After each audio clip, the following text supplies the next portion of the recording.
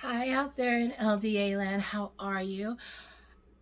I am here and we are going to talk about today my new diabetes regimen. Now, I should say, I've been on this regimen for a couple of weeks, couple of months.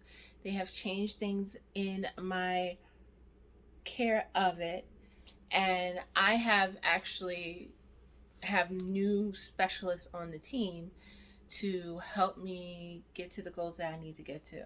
So one of those things is that now I have a nutritionist to help me with the weight loss. I have tried everything. I'm eating healthier and I'm still at the same weight.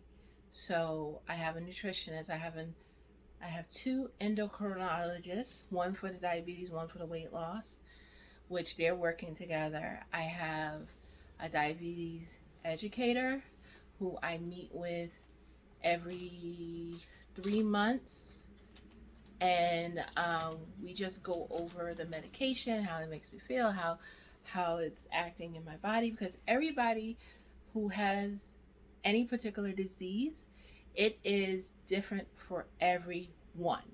So today I went and got majority of my prescriptions. There's only one prescription that I didn't get, and that is my sensors. So let's start with that. My insurance changed from the one that I was using before that was round, and I would have to scan it. Now I have this continuous glucose monitor. This is the Dexcom 6. Around it is oh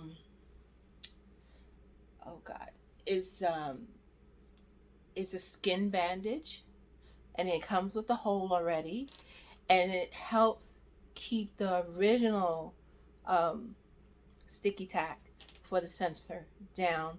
And this goes for 10 days. So every 10 days I got to change this. The gray part that you see right there, that is the actual transmitter, and I change that every 3 months. So that is new from what I was doing before. To read it, to read the Dexcom, I can do it on my phone.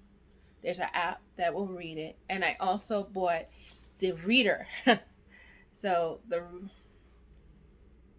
which needs to be charged at this point, but it shows how high my blood sugar is. Right now I'm at 172 at 623, and that's only because I just finished eating and I had a huge salad which allowed me to have a little sugar. So it's all a little sugar. When I mean a little sugar, I mean a soda. I'm still trying to kick that habit. It's kind of hard. So right now my blood sugar is below 200. Before I go to bed, it will be dipping even lower, and when I wake up in the morning, it's going to be even lower. So this is, and forget about the Duracell for a second. This is what I keep all my medication in. Before it was just the diabetes medication. Now, thanks to COVID, I'm also anemic. So now I gotta take prescribed vitamins in order not to be anemic anymore. And we'll go over that in a second. So let's talk about the injectables. Trulicity. I take this once a week on Sundays with one of my vitamins. And this is actually 4.5 milligrams, which is the highest you can go. And it's supposed to help with weight loss, just like the metformin is supposed to help with weight loss. But I think I have fat that doesn't want to leave me. Ha ha ha! You can laugh. I'm not.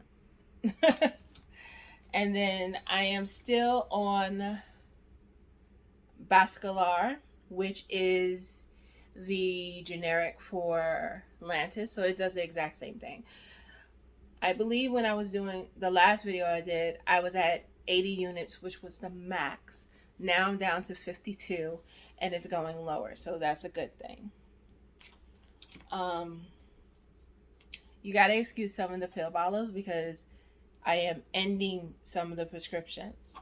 So I have to take gabapentin for nerve pain. That has not changed. I'm still taking 5 of these 300 milligram caplets twice a day. This is my weekly vitamin, which is vitamin D2. And I have to take that once a week, and I take it on Sundays with my once a week shot of Trulicity. Now, this is a vitamin I have been taking for years, and this is for migraines. Vitamin B2. And it helps with the migraines. I take this one caplet once a day. I suffer from migraines. I actually started suffering from migraines in grad school, and it just doesn't leave. So I'm stuck with the migraines. As usual, the metformin. Right now I'm at 500 milligrams, and I take 2 of these tablets twice a day. So that has not changed. We're starting to go into the vitamins. So I also take Jardiance, 25 milligrams once a day. Now, and I also have emergency migraine medicine. So these little caplets here is razatriptan, and I don't have many of them. I have I would say 10 of these little caplets, and my doctor gave this to me when I fell 4 months ago in my bathroom, and we still don't know why I fell. They just told me my brain was normal. I think that's an oxymoron. I've never been normal. I think I love being weird. Okay, so this is my iron complex pill, 150 milligrams. I got to take that once a day. Atropastin. This is supposed to, before the accident in my bathroom, they said that there was 2 things that were coming out in my urine when they analyzed it, did a complete analyzing of it. They said there were fats in my urine as well as sugar in my urine. So for the high amount of fats, they gave me the atropastin to help. And then they also gave me a water pill. This is what, our grandmothers used to call water pills. Here it is. It's called Sparnonaclad. Don't even ask me, but it's a long technical name. And this is to increase my urine. So this is your water pill. Then I have vitamin B6. Told you I'm anemic now. And candidosartan, which is for the heart, because my father had heart issues and he passed it on to me. So in my last video, when I was talking about my my medicine, I had to get everything ready for my medicine. I literally went to the pharmacy today and got refills on everything except for the sensors for the trip. So I have things that I'm going to put in and everything. Oh, and one other thing I went to the eye doctor so that I can get my eyes checked to get new glasses, like you're supposed to do every year. And come to find out, one eye is weaker than the other. They're talking about a cataract is developing in the eye, so they gave me eye drops that need to be in the refrigerator to help with that. So I have an extra bottle I have 2 extra bottles. I just started a new one today, last night. So I have an extra bottle, and I'm gonna bring a new one with me because seriously, these bottles are so tiny, and they're like 1 drop in each eye every night. And I'm sure one bottle will last me, but look how small that bottle is. And you know, if I get you close up, it's not even all the way filled. It's halfway filled. So obviously, I'm taking 2 of these with me on the trip. I'm going to be gone for 11 days. I don't know how long this is going to last. Because I never pay attention, to tell you the truth. So that is my new medical regimen. I have the nutritionist who is assisting me with food. So I have literally increased my vegetable intake. And I have noticed a difference in my body when I don't eat vegetables on the regular. There are some vitamins that I take that are not part of the prescribed vitamins that the doctor told me, which includes joint support gummies. And this is mainly for my hips because I get extreme stiffness in my hips and my back, no matter what time of year it is. It's just getting worse. Normally it's just winter time that I would get it, but this time I even got it in the summertime. So I started taking this. I'm seeing a specialist for the hips, and we're praying that there is not going to be another surgery in my life. And obviously for my heart health, I take omega-3 gummies. And that is it. Oh, and of course, my hair, nails, and skin vitamin. You know, so my next video will be me actually packing up this medication, and you'll see the cases that I purchased. I bought 2 types of cases, one for the vitamins, one for the diabetes medication, because I had originally bought one for the diabetes, one for everything, and that was before I got before they told me I was anemic. So now I have 2 types of carriers that I'm going to be using so that I can split it up amongst my diabetes and my vitamins. And that is it. So as you can see, I am getting ready. At the time of this video, it's 18 days away from the cruise. I have purchased the Ultimate Dining. Next, right before the cruise, I'm going to be purchasing the travel insurance. At this time, people who I am cruising with are well, not me personally, but other people who are going to be on the ship, because I'm going solo. Other people on the ship are talking about how we are going to be skipping Puerto Rico, which I was expecting to skip Puerto Rico because of the new protocols. And the new protocols are saying that we have to be tested 24 hours before coming into Puerto Rico.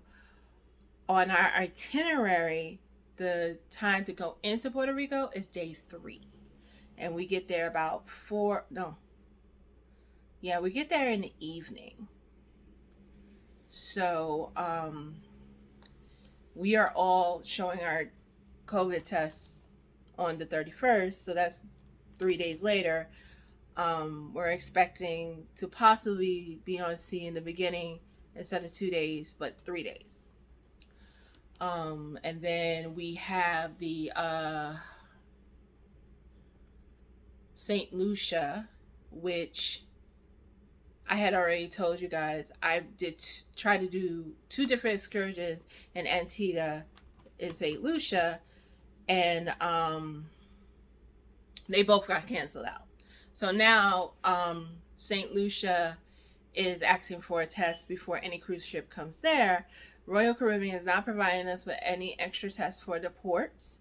So, um, in the on the cruise that is going right now, excuse me, the cruise prior to this that left on January 9th, that was the cruise that I was supposed to be on. Um, they skipped St. Lucia and gave them St. Thomas instead. So we don't know what's going on the cruise that is running right now because we haven't heard any word from anybody. But there is speculation that we're going to be skipping Puerto Rico and St. Lucia. Excuse me. I know me personally, you can skip Puerto Rico if you can give me Perfect Day at Coco Cay. I'll be good. Because I originally I wanted to go to that anyway, but it's okay. So that's where we are with that. Everything else is paid for. One thing I did not share, which is funny for me, is that I did not share that I did the Royal Up. Now, as of this recording, 18 days out from the cruise, my bid is still pending. You heard me. My bid is still pending. And I did the lowest thing for a mini suite. So it was a bid of $400 because even though you're going solo, if you do a Royal Up bid, they charge you for 2 people. So if it was just me and my boo or me and somebody else, I will only have to pay $200 and that person will have to pay $200. But being that it's the 2 of us, being it's just me, I got to get $400 up. Now, I don't even know if I won this bid, but I'm still pending. And I'm just like, why am I still pending? I should not be pending. I should be doing what I have to do. You know what I'm saying? Everybody who is in my Facebook group who is preparing for this cruise, 95%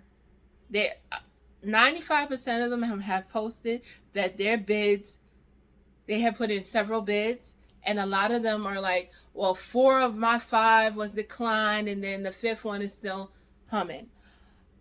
In the group, there's a whole bunch of people who have canceled or lift and shift their reservation to another time because of Omicron.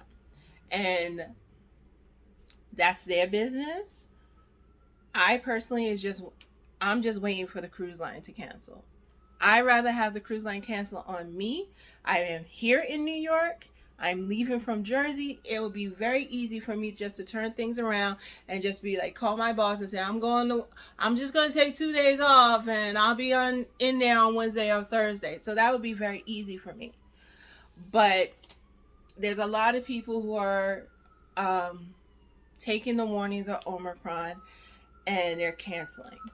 And in fact, there are some cruise YouTubers who are saying you should cancel because of Omicron. I won't say you should cancel. There was 1 or 2 that said I should cancel, but there's some that are like, be careful, blah, blah, blah. So I actually, for myself, I ordered extra PPE.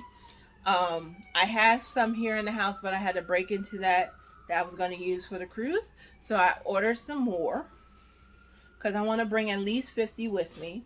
I also ordered some Clorox wipes.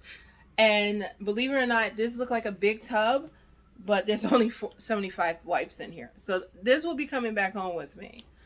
I don't have no Lysol spray. I got the wipes, so I'm not going to be spraying and wiping and spraying and wiping. But I am going to be very careful while I'm on the cruise. I'm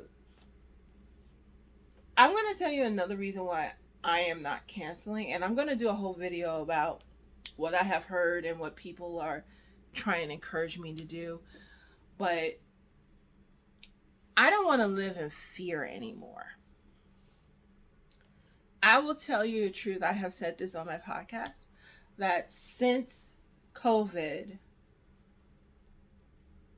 I am not as active as I used to be. And that's part of the reason why I gained so much weight.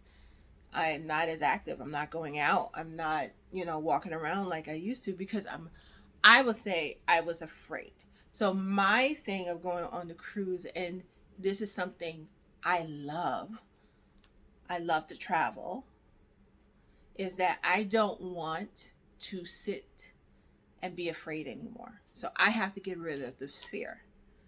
And the first step in doing so is going on this cruise, mingling with other people, and then just be safe about it.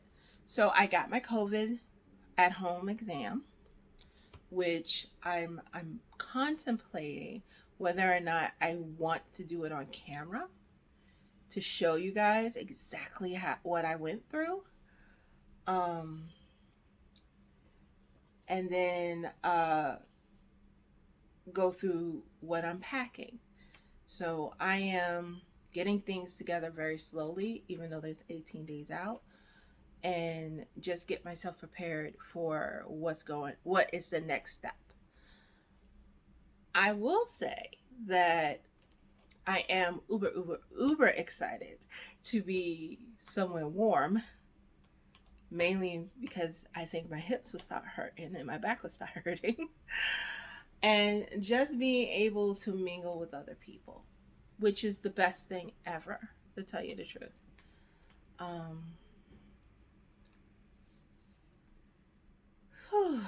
I think that's it in a nutshell.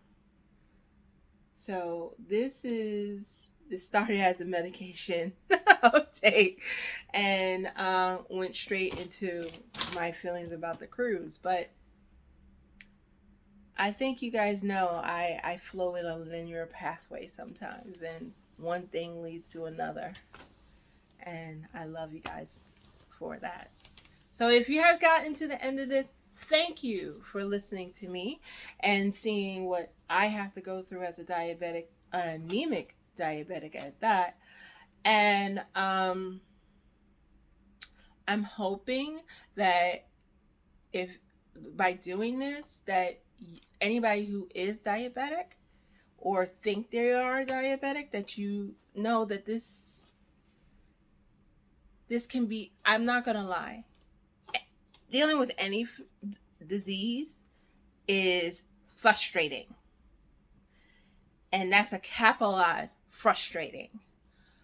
But if you are willing to do the work, it can be rewarding. And I'm not going to say that at times I was not frustrated with this medical regimen. I am frustrated most of the time because I sit down there and I'm like, the food I used to eat, the food I used to enjoy now makes this little thing here go, excuse my language, batshit crazy. And when it does, it has been known to wake me up in the middle of the night and I haven't eaten anything. That's how crazy being a diabetic is. I wouldn't wish this on my worst nightmare. And my diabetes is not because of me, it's hereditary. My grandmother got diagnosed with diabetes at 80 years old. She passed away shortly after that. My father has it. He got diagnosed when I was 12. My mom got diagnosed after me. I was diagnosed at 21. My mom got diagnosed a year and a half, almost 2 years later. My brother, who is thin, I mean, he is this thin, has diabetes. My father's sister got diabetes late in life. So it's hereditary. And unfortunately, there's not a magic pill or a shot that will stop it. But there is ways to maintain it. And this is my maintenance kit. So, like I said, thank you for joining me. I hope you would like and subscribe to this channel. I talk about everything. I talk about medicine. I talk about cruising, and I talk about how my life.